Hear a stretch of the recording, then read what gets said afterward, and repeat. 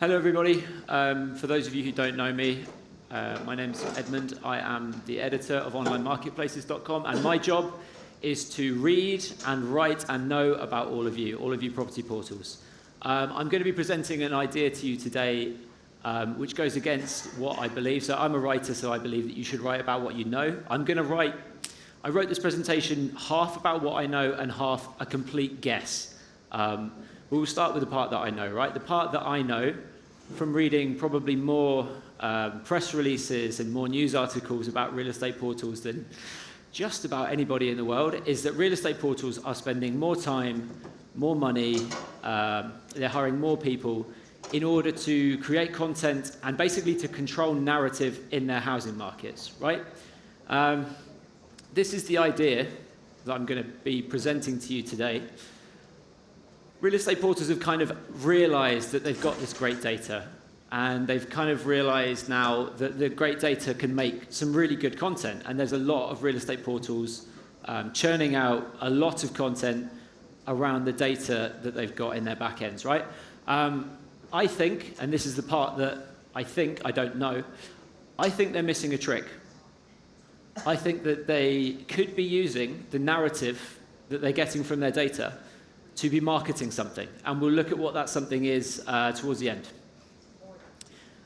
So what is it that gives real estate portals like all this power, right?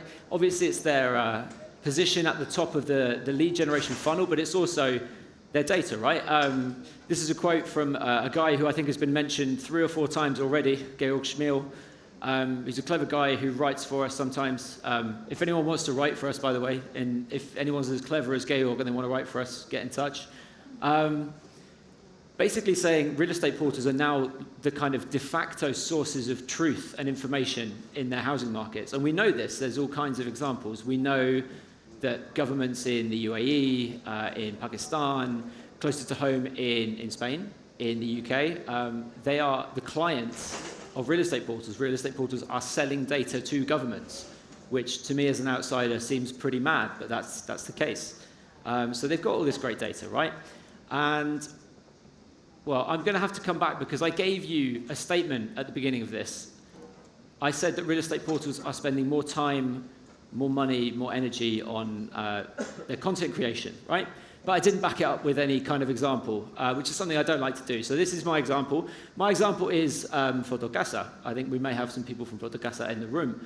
Fotocasa and Idealista are the two big competitors here in Spain. And we don't know exactly how much money and time and effort Fotocasa are putting into content creation. But we have this rather silly but interesting proxy metric, which is the number of emails they send me, a journalist, every single month, trying to get me to basically peddle their version of the narrative. Like, they will send me an email. I actually got 2 from Idealista just this afternoon, just before I went on stage. Basically, we have done a study in the housing market. Here is our tame expert saying something about it with some stats. Please put it in your reporting, right? Anybody who sends me 21 separate press releases in 1 month clearly is putting in a big effort to control the narrative, right? What does all this content look like? Well, I don't want to go into this too much. Those who follow online marketplaces will know I talk about this quite a bit. I've done a video with Mike van der Heijden, who some of you will know, the SEO expert, about this. But briefly, it's kind of dull, if I'm being honest. It's this kind of identikit content. It's a template. They've got they must have a template that does this for their headlines. A percentage and just talking about the housing market, right?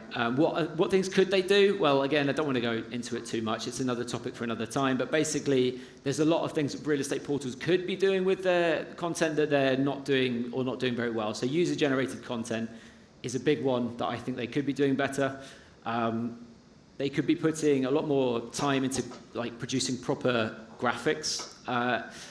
And funnily enough, this is a graphic. It's very meta. It's a graph about graphs. That is the difference in session duration on online marketplaces for the articles that we write that have graphs and the articles that do not have graphs. There's about a 40% difference. So that's what I think real estate portals could be doing a bit more with their content. But why would they bother? It's a lot of time, a lot of effort to send 21 different press releases to a journalist, right? Why would you bother? Well, there's several reasons, and we'll start with the obvious ones. It gets your name out there, but it can build links, right? This, again, is Fotocasa. This is the number of referring domains over time to Fotocasa. And very clearly, people at Adivento Fotocasa had a meeting in about December 2020. I don't know this, by the way, I'm just guessing. And they said, we need to produce a bit more content. We need to get our name out there a bit more. And you can see that they did, because the number of emails in my inbox went up, but so did the referring domains, so it's paying off for them. Another reason that we won't go into today is political influence. You can kind of read between the lines in my job that there is a lot of, let's say, back and forth between some governments and some property portals. It's obviously not something I can talk about because I don't know for certain and I have no data on it, but it exists, and it's another topic for another time. There is another set of people that you can influence as a real estate portal with good data and good PR, and I do know about it, and I do have a good case study. It's me. You can influence me and people like me. You can influence journalists. We're a lot easier to influence than politicians. This is a nice little case study. Some of you might be familiar with these infographics here, and some of you might be familiar with these infographics here because you hate them. When I came into this job in 2020, I believed myself to be without bias. I thought, I don't care if it's 99 Acres or Housing.com or Magic Bricks that is the leader in India. I don't mind. So I ended up making these infographics based on some stats from SimilarWeb, and it got an awful lot of pushback from, I don't know if maybe some of the people are in this room. People telling me I was biased, which I thought was nonsense. I'm not biased, I'm fresh in the industry, I don't care. Apparently I do have bias, and this is the data to prove it. This is my own journalistic bias as a pivot table. These are the number of news articles that I have written about these various property portal entities, classified by some NLP software that I used into positive, negative, and neutral. As you can see, I don't like Zillow very much, but I mean, I didn't know this until I did this, right? And so for the next minute or so, you can kind of read these sentences here and maybe guess which one I'm referring to while I'm going through this. So I did this, and it was a bit of a shock to me, right? I thought I was neutral. Apparently, I'm not neutral. And when I kind of synthesized the data and started, okay, like put it in a spreadsheet and then go through and say, well, what are the reasons for this? Usually the reasons are, if I'm writing positive things about these real estate portals, it tends to be because they've produced some nice content, and then they've done some good PR, and they've identified me as an avenue of influence, you know? It tends to be that they're just nice to me, right? We're easy to influence. Maybe you can come up to me afterwards and see if you can guess which one company A, B, C, and D are. They may be obvious. Journalistic bias, by the way, is not always such a terrible thing. It exists. We have to acknowledge that it exists. Obviously, we try and be neutral. Anyway, just as an aside, right? These are some stats from online marketplaces. This is the number of sessions, specifically organic sessions in the first week of an article's life cycle, a news article's life cycle. As you can see, the negative ones do much better. So if you send me, you property portals out there, send me your press releases about some fantastic new garage filter that you've got, I might not write it up because it doesn't do so well. Whereas if you tell agents that you hate them, that's great. I'm going to write that up immediately. So just bear that in mind. There we go. Okay. Another reason the real estate portals might want to put a lot of time and effort into creating content and controlling narrative. Now we're getting to the serious bit. We've spoken, or other people have spoken about getting into the transaction. Other people have spoken about adjacencies, things like this. I believe there to be another kind of way that real estate portals can kind of circumvent what is pretty obviously a problem of hitting the ceiling fairly soon. So the data that you've been looking at quite clearly is the number of agencies for some of these market leaders, and clearly if you work at Rightmove in the sales department, you are not trying to find new customers, you are desperately trying to retain customers because you've hit the ceiling, right? Notwithstanding their ARPA growth, which is kind of pretty amazing to everybody in the industry. I don't know how they do it. But eventually, real estate portals are going to hit these ceilings, right? And I believe that there's something they can do to mitigate this using the kind of narrative that they're getting from the content which they're getting from their data. And we'll see that. So I'm about to talk about the bit that I don't know about. So I'm going to start with a slide that doesn't need to do too much heavy lifting. We all love convenience products, right? That much is pretty obvious. Just some examples on the screen here. Soylent. I don't know if you know about this. This is an awful product. This is a product where you can basically drink all of your meals, all of your nutrients in a powder form. Awful. But the fact that it exists means that we love convenience products. Glovo is an application where you don't have to go to the shop. Someone will do it for you. But these things exist closer to home as well, at least for us in our industry. Kazoo, I'm sure we're aware of these kind of companies that will make buying a car really simple. They'll bundle services. You'll hear me say the word bundle services quite a lot over the next 5 minutes. They bundle services, they make it easy to buy a car, and open door. What is iBuying if not a convenience product, right? Of course it is. That's the whole USP of it. And in researching some of these products, I found this product description, which is incredibly generic, but also I think very good. You could fill in anything in that product description, and I think it would work. Talking about copywriting with my colleague Harvey, and this is an example of good, really easy copywriting. It's just like an easy win. So we love convenience products. They do exist in the world of real estate, but they're maybe not so mainstream yet. These are a couple of examples. The one on my left, your left, from Russia, from Sian, at least before the war when I did an analysis of them, it was a convenience product that basically took renters and bundled services, such as like all your legal services, moving, all these things, including making the rent legal, which apparently was a big problem in Russia, bundled it into one service with one back end that the users see all the way through the process. The one at the bottom there from Australia is Rent Pay. I actually just saw a piece of news about this afternoon. Rent Pay is from a company called rent.com.au in Australia. It was a profitable standalone real estate portal business. They bought this thing, Rent Pay. It's costing them a lot of money, but they think it's going to pay off. It's a convenience product around renting. The one on my right, One Dome, is from the UK.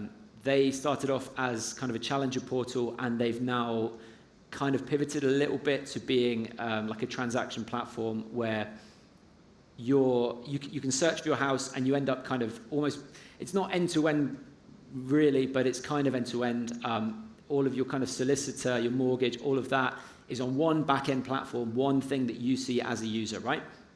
So these are some kind of, I don't know about outliers, but they're slightly more niche, slightly less well-known than the big one, Scout24. Scout24's suite of convenience products is absolutely leading the way, and it's really interesting. And I'm sure other people have mentioned these products in this conference. I'm mentioning them now. I'm a big fan. I'm sure other people will mention them as well. There's 3 of them. The most popular one is this one for renters, Mieter Plus. I hope I'm pronouncing that properly. Inquiries go to the top of landlords' inboxes. Pretty big deal. You can check your profile against landlords' ads. So these things that are like related to Scout's ability as a portal. But then there's also this bundling of services. So discounts on storage, moving boxes, emergency keys. Scout kind of leveraging existing relationships that they have with these providers to bundle services to give users like one back end where they do everything, right? And this one at the bottom, contact some exclusive ads earlier. Now, I'm sure I don't have to tell a room full of property portal bosses that that's pretty important, right? That seems, to me at least, as an outsider, really, really important. Now, is this paying off for Scout24? Are they just doing this to capture market share? Are they just wasting a load of money? Well, no, not really.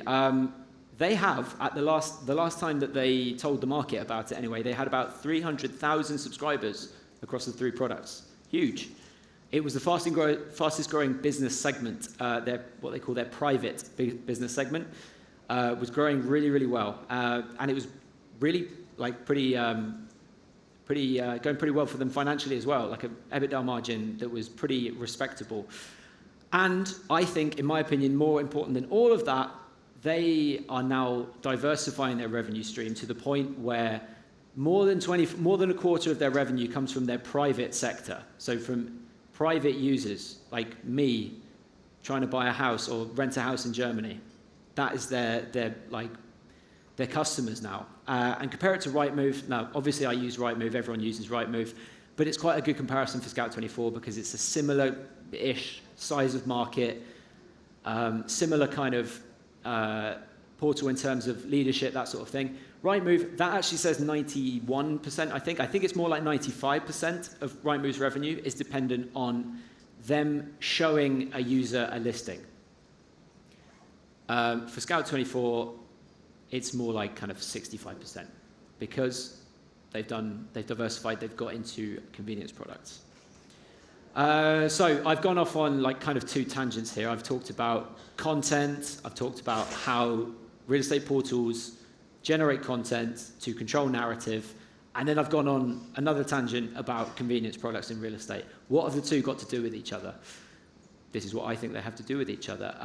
If you're a real estate portal, you should absolutely up your data game, right? You know you've got all this great data. Use it. Hire data specialists. Have your data specialists talk to people who write content. Have your people who write content talk to PR specialists and talk to people in your housing market or people like me to like kind of broaden the message that you're putting out there, right? And in that, you will probably have some degree of control over the narrative in your housing market, which is represented here by the massive amount of spam that I get from all of you guys every week or so. And then, what can you do with it? You're already controlling the narrative, right? You're telling users, housing is hard, there are bidding wars, there's tight supply, there's rent rises.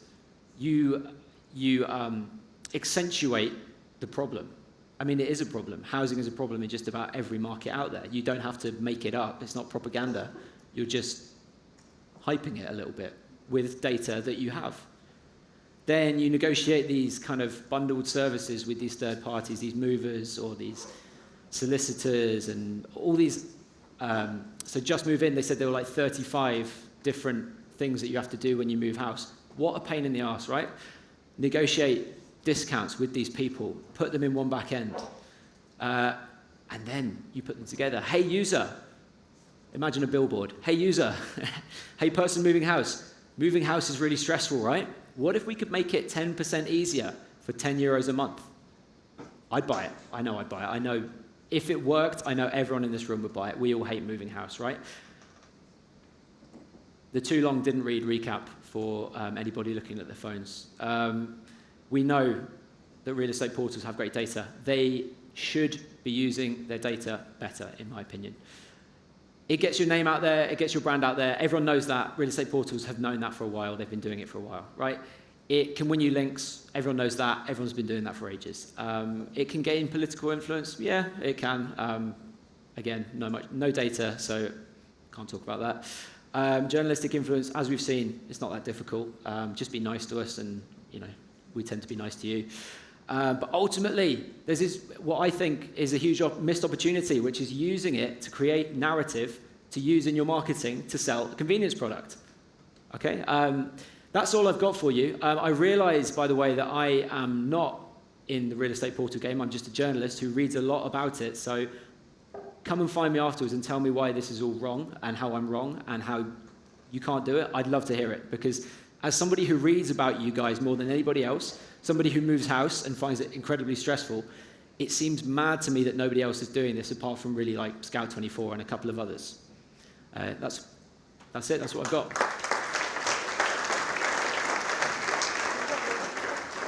Ed, thank you for that. I've got, my first question is going to be, what did Zillow do to you? They lost me a lot of money on the stock market. Okay. No. They also don't want to talk to me, so that puts them in my bad books. Okay. No, but also, listen, like that pivot table that I showed was like, it's a bit silly, right? Yeah. Obviously, I'm writing, negative stories about Zillow because they're messing up as well. Some of it is my own internal bias, some of it's they've just messed up, right? Right. It's just a silly pivot table. Okay, right. Now, from a journalistic point of view, are there any portals that are executing PR particularly well? Executing PR particularly well. Some of them kind of dip in and out of doing it well. Harvey and I were just going back and forth with On the Market's PR earlier. They wanted us to write up a story, and we said, no, we're at Property Portal Watch, we haven't got the time. But they're actually really good, and I would encourage everybody to look at the example in terms of PR of their CEO, Jason Tebb, who I interviewed the other day, who he has literally, in my opinion, turned around his company on the back of just being a nice guy. The agents love him. He's always out there. He's always friendly. He's always talking to people, and his customers absolutely love him, and the press has started to love him as well. That would be my example for that. Okay. Thank you very much. Interesting insights. Thanks, Ed. Thank you. Thank you for having me, everybody. Thank you.